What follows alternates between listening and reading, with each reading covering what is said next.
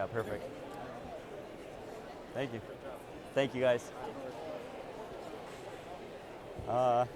Good to go? Right on. All right, hello.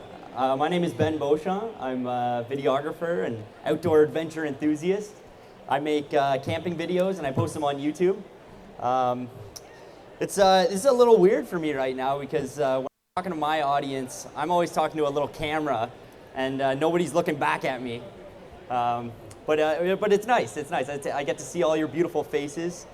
I've got my family here today, my beautiful girlfriend. I've got a whole bunch of friends that I've met in the camping community. Yeah, oh yeah. Even Survivor Man came for my show here. He called me up earlier in the week and he asked me if I could get him in for free. I said, of course. But today I'm going to be talking about my 11-day solo trip on the Steel River. I took this trip. We're good. I took this trip back in July this past summer. It was the biggest trip of my life, and I want to tell you a little bit about my experience out there. So, you're probably wondering where in the world the Steel River is. So, just down here, we've got Toronto. That's the International Center where we are here today. And if you look all the way up on the north shore of Lake Superior, nestled in between Terrace Bay and Marathon, is the Steel River. So this is a little better view of the route here. So the very bottom blue that you see at the bottom of the screen, that's the north shore of Superior. So you start here at Santoy Lake, and it's a perfect loop that goes all the way through Carngorm, Steel Lake, and then at the north end of Steel Lake, the Steel Lake turns into the Steel River, and that takes you all the way back down into Santoy Lake. Now, this is a operating provincial park. So it is a provincial park through Parks Ontario. No facilities at all. There's nowhere to, there's no info center or anything. No official trail maintenance. And there's definitely nowhere to poop, like thunderboxes or anything like that.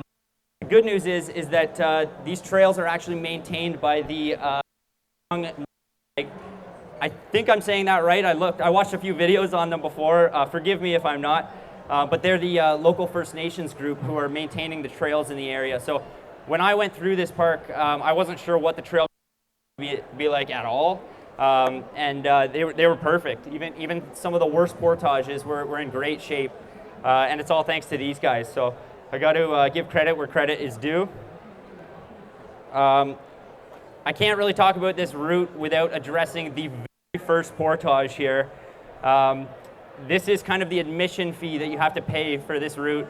It's a great route, it's tons of fun, but it starts with this giant portage, which a lot of people consider to be one of the most challenging portages in Ontario, and it's appropriately named Diablo's Portage. So this front little stretch here where you see the main curve, that's like straight up. So I believe there's an elevation gain of like 300 or 400 meters. And believe it or not, that's actually not even the challenging part. After that, you get into this boulder garden of like rocks the size of this stand here. And it's all overgrown by ferns and foliage and stuff. So while you're carrying this big canoe and your packs on your back, and you can't see below where there's these like 4-foot ankle breaker holes. Of course. Let's see. Do we have a power source here? We'll see. Yeah, wish me luck. So yeah. So anyways, the intense part is that actually that the last 500 meters or so, this whole portage, I believe it's around 1,600 meters, which is not that long compared to some of these like 3-kilometer portages that you'd see in Algonquin Park or whatever. But this kicked my arse. It was terrible. It took me all day. Can I not go to the next slide here? That's it, folks. I filmed a video on this if you want to go watch it later. Can I it's not going to the next slide there. I think it might be your computer. You didn't have it plugged in, right? No. Anyone know any good jokes? Who said that?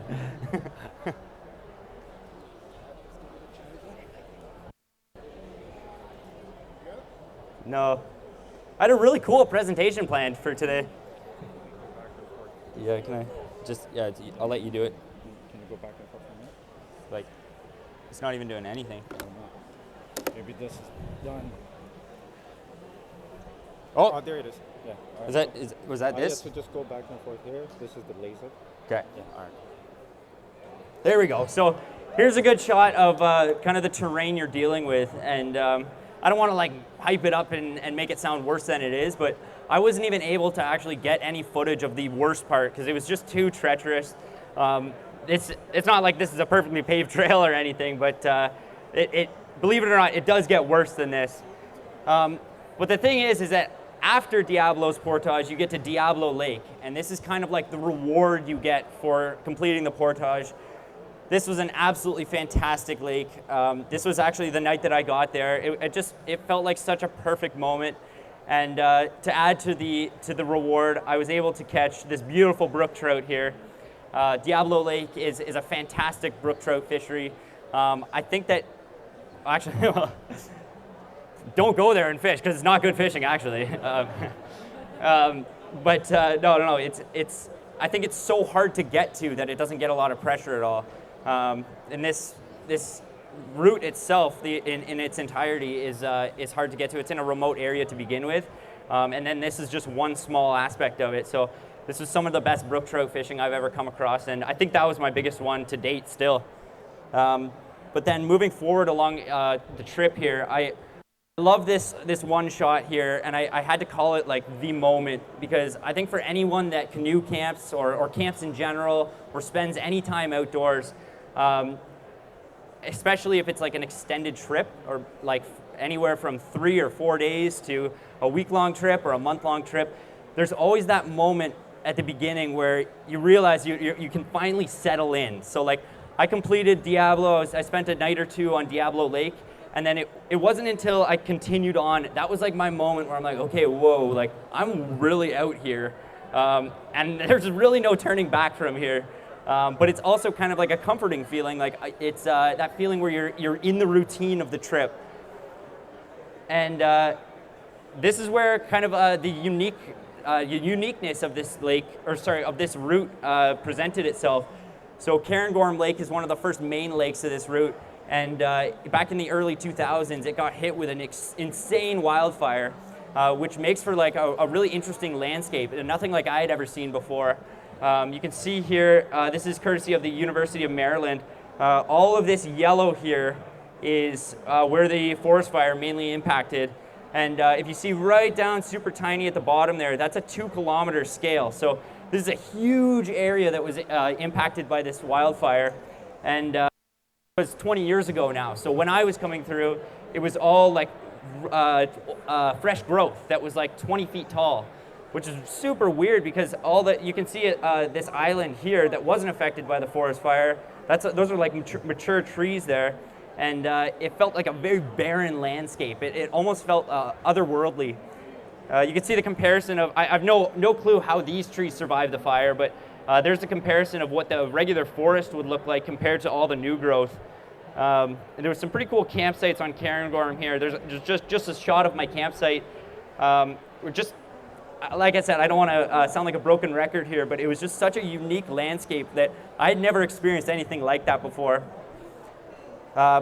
Moving forward, this is a creek going into Steel Lake from Carngorm. So there was 1 or 2 portages, as well as this tiny little creek, and I don't know if this had anything to do with the wildfires so many years ago, but there were so many trees downed over the river. You can see super tiny there that little branch had been cut, and it was a perfect slot for a canoe to go through. I just find that photo to be a little funny. So into Steel Lake. This moment was super cool when I pulled up because it was threatening a thunderstorm, and the clouds above me were super dark, but the sun was still shining down on the horizon. So this was a little creek, and I couldn't see Steel Lake, and then when I first made that turn, this was the view, and unfortunately photos never do it justice, but I was just blown away by this landscape, and Steel presented quite a bit of interesting fish catches. So this was a blue walleye, and I'm going to talk a little bit about this, but I do want to state that I'm not an expert on fish genetics or anything. So when I caught this, I knew that blue walleye were in this system, but I didn't know anything about them at all. For anyone that doesn't know what a walleye should look like, they're usually gold in color or maybe a little bronzy, but this one is super blue. So you can even see in the tail there, like that's like Gatorade blue. Luckily, a family friend of ours is a wildlife biologist in Northern Ontario, and he sent me a really long text describing all the scientific terms of what makes this thing blue. I can't even remember exactly the terminology he used, but something to do with the allele in the chromosome of the color gene. In normal people terms, basically it's a sunscreen for fish. So this blue slime is protecting the fish from sunlight and any sun damage. And it's actually kind of similar to like albinism, like an albino fish, except it's blue. And this was really cool. This was kind of a unique catch for me. And after this moment, it was just endless fish. I'd never caught so many fish in my entire life. And this part of the presentation is just going to be me bragging about all the fish that I caught. So here you see another nice walleye, another nice walleye. Oh, look at that, another nice walleye. I don't know why I look so angry in this one because I was super happy. But it got to the point where I was trolling my lure behind me as I'm paddling, and I just kept hooking into so many fish that I had to stop fishing because it was like taking too much time out of my day, just like reeling it in, unhooking it, throwing it back. And in order to make it to my campsite before dark, I literally just reeled it in and stopped fishing for the day. This was the first campsite on Steel Lake, absolute paradise. Some people have mixed feelings about on sandy beaches because they don't like chewing on sand in their food with every meal. But I absolutely loved it. This site was just gorgeous. This is actually, it looks like a river here, but this is part of the lake where it narrows out, and there's just this huge sandbar, like perfect swimming. And I was even catching more fish just right off the shore there. If you can't tell already, I absolutely love fishing. That's something that holds near and dear to me. Once I was set up, luckily, this was the next morning, I got to watch a beautiful thunderstorm right from my tent. It would have been a little bit more of an issue if I didn't have my tent set up at that time. I don't know how safe I would have felt. This was one of the lightning shots that I was able to get, but I saw all kinds of lightning just like busting across the sky. So the next part of this route is going into the Steel River. So this is like kind of the main part. This is what I had worked so hard to get to. And just this shot specifically was a huge milestone moment in my life. If you notice this rock face here, I had just seen it in so many different books and in videos of YouTubers that I look up to. And I had done all kinds of research before doing this trip, and it seemed that in every video that I'd watched, someone was standing on this exact site. And to be standing there, it's just like such a moment. I was like following in the footsteps of so many people who have inspired me and really changed my life. So I feel the need to kind of give a little ode to those who have been there before me. So I don't know if anyone's heard of Kevin Callan here, but this is a little book that he wrote, and this is kind of what I went off of. And you can see that's the exact same rock face. That's a screenshot I took right out of his book. That's actually probably copyrighted, to be honest. I don't know. Hope he doesn't get mad at me for this. But then here's my friends Jay and Sherry having a swim right under that rock face. They played an integral part of this trip because they live along the North Shore, and I was able to stop in on them as I was on my way up for this trip. And they gave me kind of like an insider look at the route, and because they had run it the month before me. Here you've got a little vintage Northern Scavenger when they ran it so many years ago. I was actually talking to Alex before this presentation. Unfortunately, I think he left. He had to go somewhere. I know, right? But they did this trip in a 100-pound Coleman canoe with no yoke. And they conquered Diablo's Portage. And he said that they didn't even have it over their shoulders once. They, like farmers, carried this big canoe the entire time. That was hilarious, and this is very early on in their careers, and it's insane. If you haven't seen Northern Scavenger, they're like the best of the best now. They're the pros. Speaking of the pros, here's Lost Lakes. That's John and Aaron. John has run this river a variety of ways. I think over 3 times, and he's even run the southern portion of the Steel River that runs into Superior, which I don't think not that I know of, but I don't know if anyone really does that. Except for him, of course. And then, of course, Xander Budnick. His video was the one that actually put me onto this route. I'd never heard it before, and I owe all the credit to him for putting me onto it. And this trip has changed my life. So thank you to him. Big shout out. I want to talk a little bit about the whitewater on this trip, or better yet, the lack of. Unfortunately, I ran this river about a month too late, so the water levels were insanely low. And this is a near brand new canoe that I was in. This is only my 2nd trip with it, and I was just scraping the crap out of it. You can see I'm literally like on rocks right there. Jay and Sherry, wherever, I don't even know if they're somewhere around here. They ran this river, like I said, a month earlier, and they ran all the rapids. And they said they loved it. There was all class 1s and class 2s, and mine wasn't even like 2 inches of water. So I would love to go back here one day when the whitewater is in good condition, because I feel like it would be a completely different experience. I saw a ton of wildlife on this trip. There was way more than I was able to capture on my camera. I saw so many varieties of birds, bald eagles. Of course, this is a trumpeter swan here. There were those little sandpipers running all along the shores of the river. Something about them just have these little legs that are like tick, tick, tick, tick, tick. But I also saw a red-tailed hawk. I had the pleasure of hanging out with this dude for like an hour while I was filming him, and he was squawking at me the entire time. I was having a great time hanging out with him, but he didn't like me at all. This was on the southern portion of the Steel River. Cow, moose, and a calf there.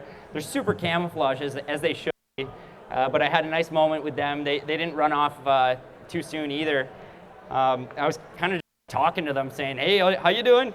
I hadn't seen anyone in 10 days at this point, so it was kind of lonely. And then this next one was the most epic wildlife encounter I've ever come across. I don't know if I'll ever have a moment like this, but I saw a gray wolf.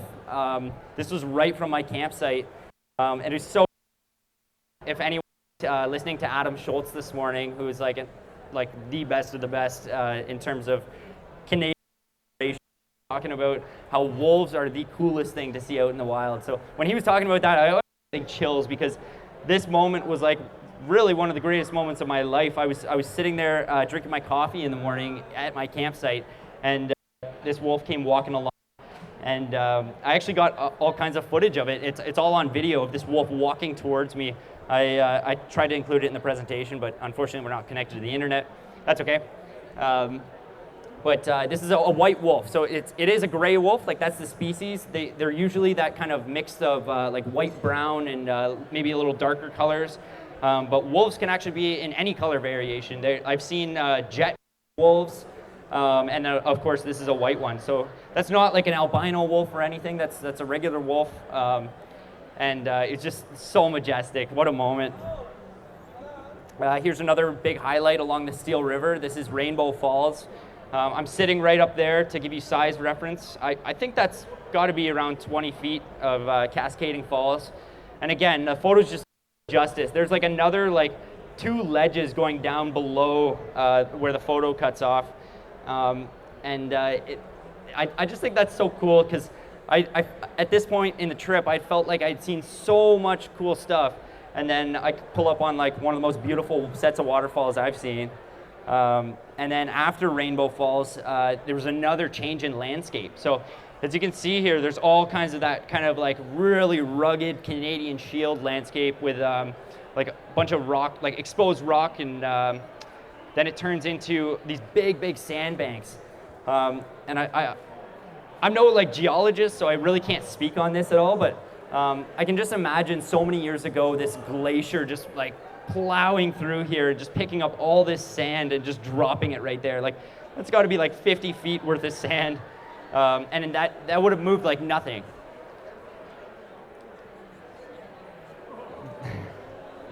These are the log jams.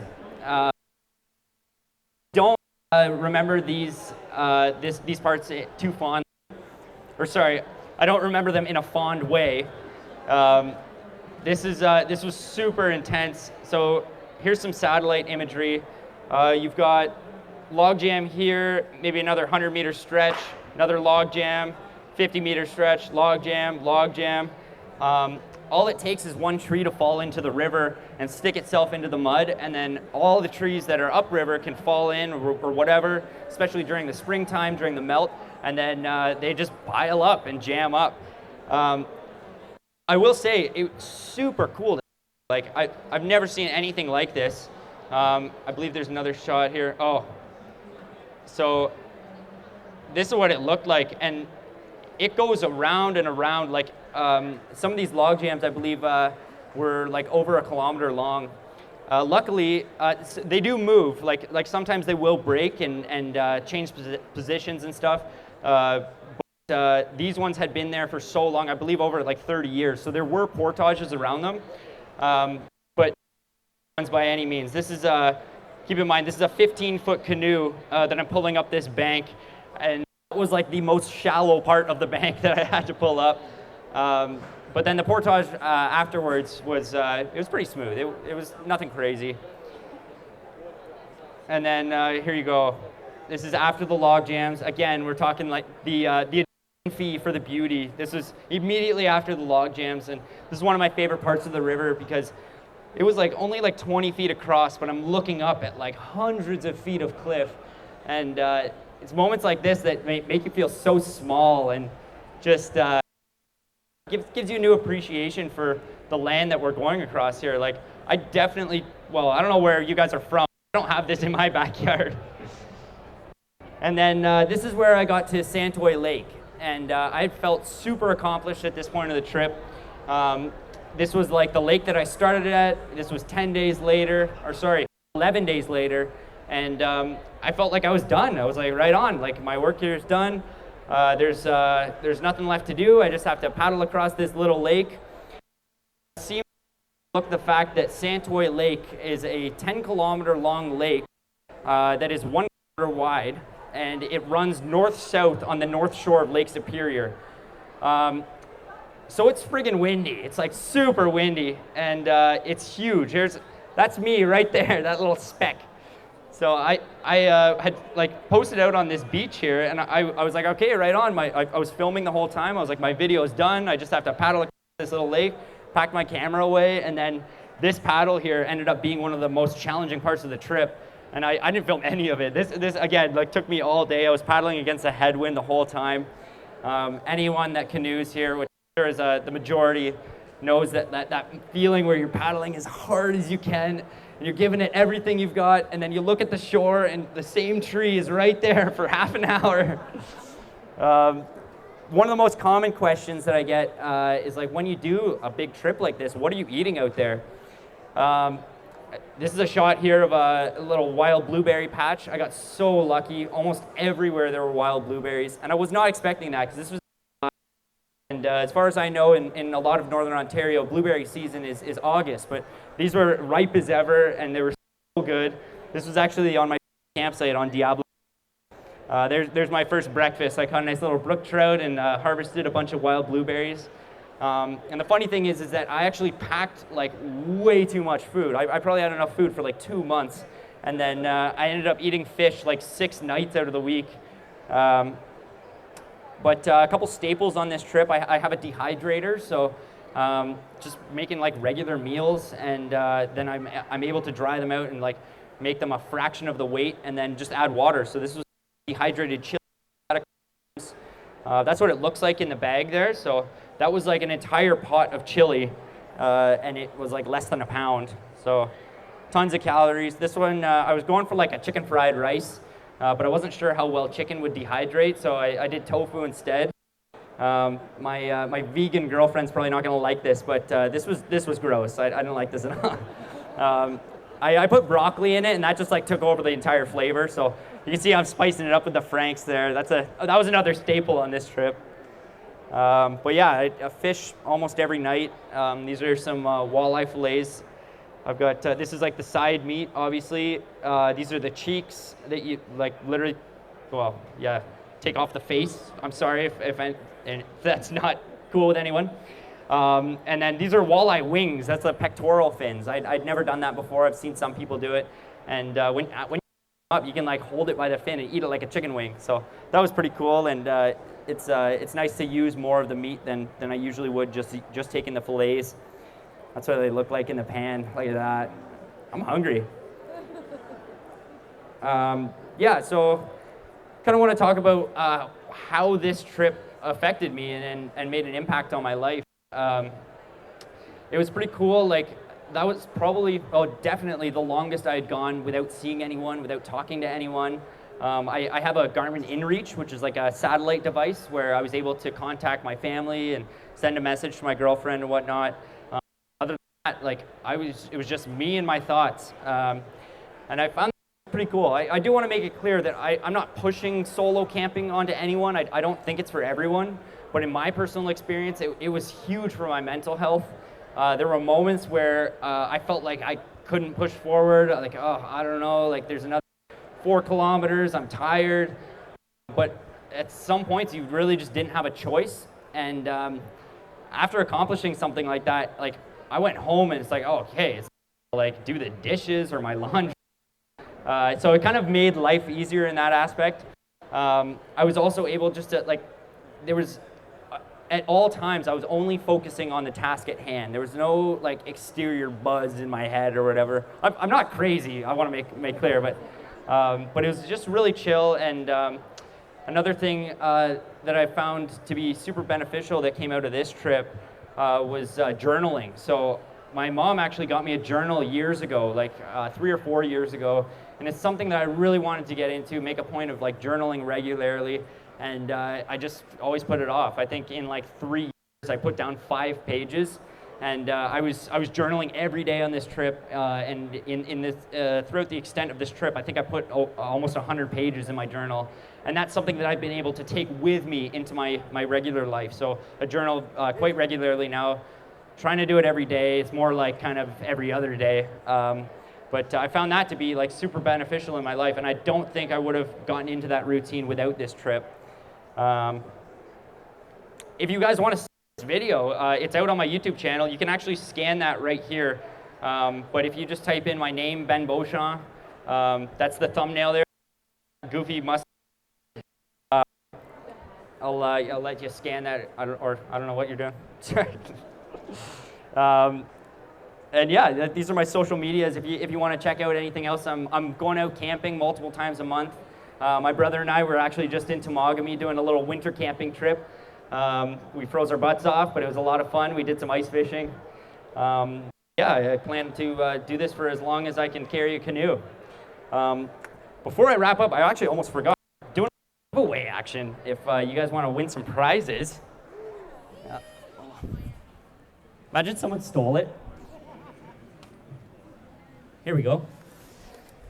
So big shout out to Agawa. They actually gave me this saw to give out to a lucky winner who can answer this trivia question. This is the Boreal 21. This is what I've used on so many trips. I actually don't think I had my Agawa saw on my Steel River trip. But I've got a question if anyone wants to make an attempt at winning this saw. Which of the Great Lakes was the Steel River located just north of? Okay, I don't have 50 saws. Do I have to think of another question here? No. Okay, What about? Yeah. I don't have any here. Yeah, what do you got? What do you got? Introducing camper Christina. What are you thinking? Okay, you ask the question and you tell them to put their hands up and I'll pick somebody because I don't know these people. Yeah. Okay? Okay, beauty. Okay. Well, I don't have another question. You have to have another question.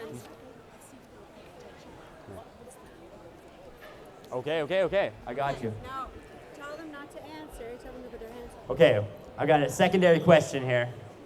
The suspense is probably killing you. I want hands up, and Christina's gonna pick the lucky winner. Oh, you, sir. Sorry. Yeah. What color was the wolf I had an encounter with? Great.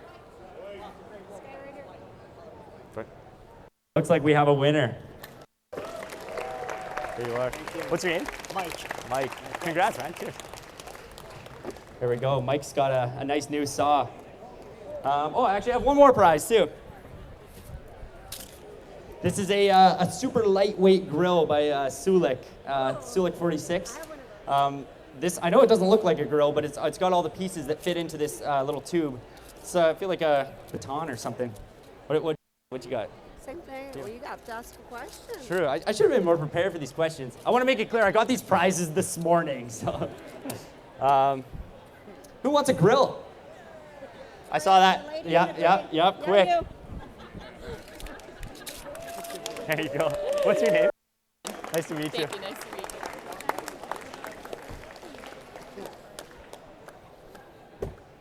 All right. Well, thank you guys so much for being here. It truly means a lot to see all your beautiful faces. Thank you guys. My good buddy Evan LaFive, he's going to give a good show. He's talking about his experience as a whitewater paddler and how he's been able to progress. So thank you guys.